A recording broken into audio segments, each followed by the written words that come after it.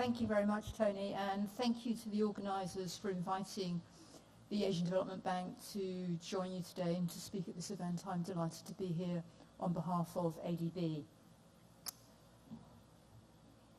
The aim of my presentation is really to run through some key considerations in ensuring strong understanding of disaster risk on the part of end users, on the part of line agencies, LGUs, the private sector, individual households, and so on.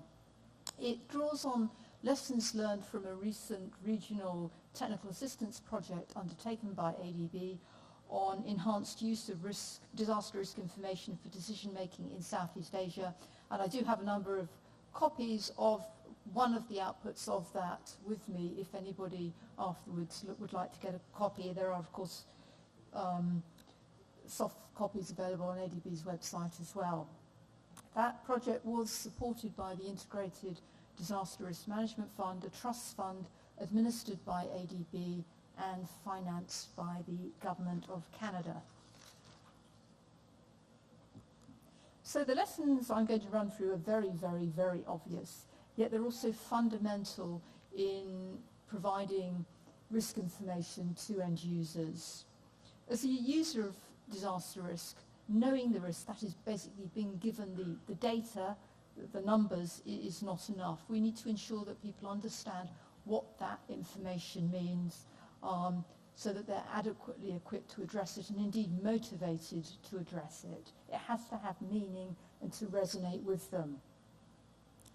The first step then is to ensure that people understand the three core components of disaster risk.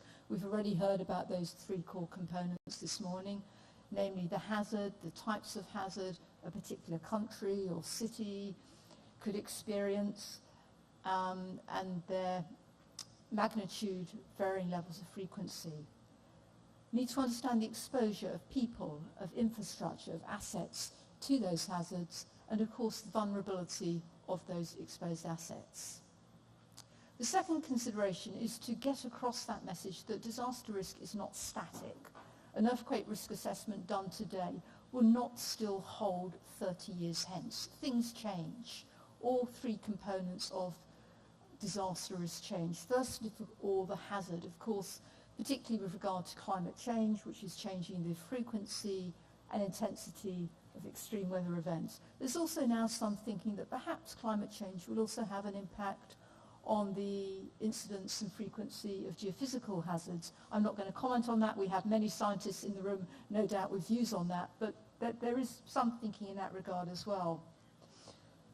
With exposure, we've already heard about shifts in population, demographic change, movements of people from one area to another, which impacts the exposure of a particular area to natural hazards. Economic growth, of course, changes exposure, typically leading to an accumulation of infrastructure, of assets. Exposure can also change for the better. For instance, there might be a flood protection program put in place that reduces exposure. Likewise, there might be a successful land use planning initiative on, say, the part of a particular city, which shifts exposure and reduces it. And finally, of course, vulnerability can change over time as well. For instance, new building codes may be introduced, meaning that newer buildings are less vulnerable while older buildings become decommissioned. There may be better enforcement of building codes, or likewise there may be a deterioration in the enforcement of building codes. And likewise, retrofitting campaigns will make an impact on the vulnerability of assets. The third consideration is to ensure that users have the risk information available that's appropriate to their particular needs. A couple of slides up, there was a quote along the lines of the statistics on the probability of loss over a certain period of time. Information in that format is extremely useful if, say, you're an insurance company and you're pricing risk-based premiums. If you're, say, a land use planner, city planner, then not so useful. You need spatial information.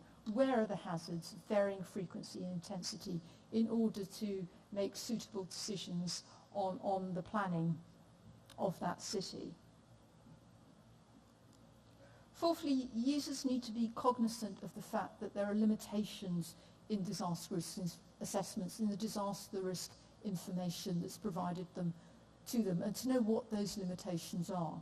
There may be unmodelled hazards. To give you an example, there may be a city that has an earthquake risk assessment done, but that earthquake risk assessment may not take account of potential tsunamis that could also hit that city.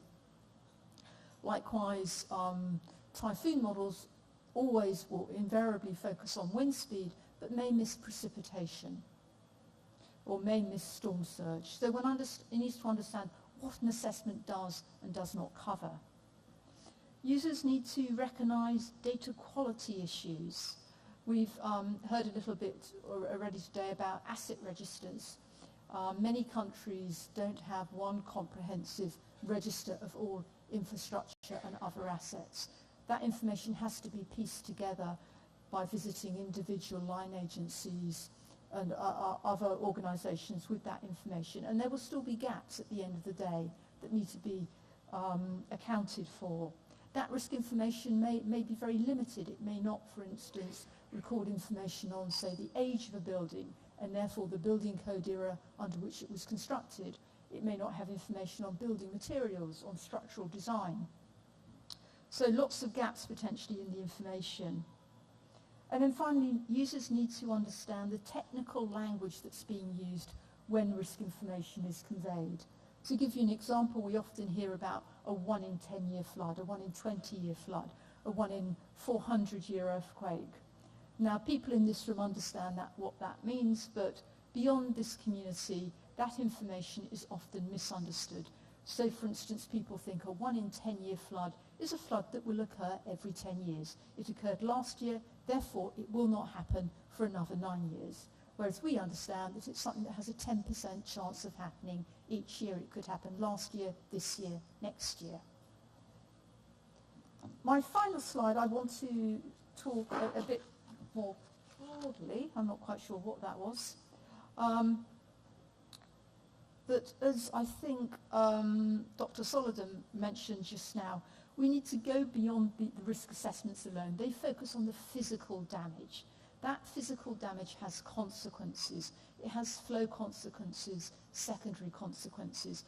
And in communicating risk to end users, we don't need to just talk about the physical damage, but about what that physical damage will imply.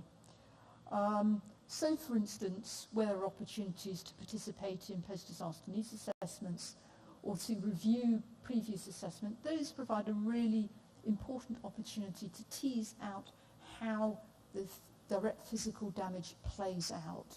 There's a huge methodology around this that's been developed by the World Bank, UN agencies and the European Union that was applied, for instance, here in the Philippines following Typhoon Haiyan in 2013. It looks, say, at the damage to a bridge and looks at what that implies for the users of that bridge.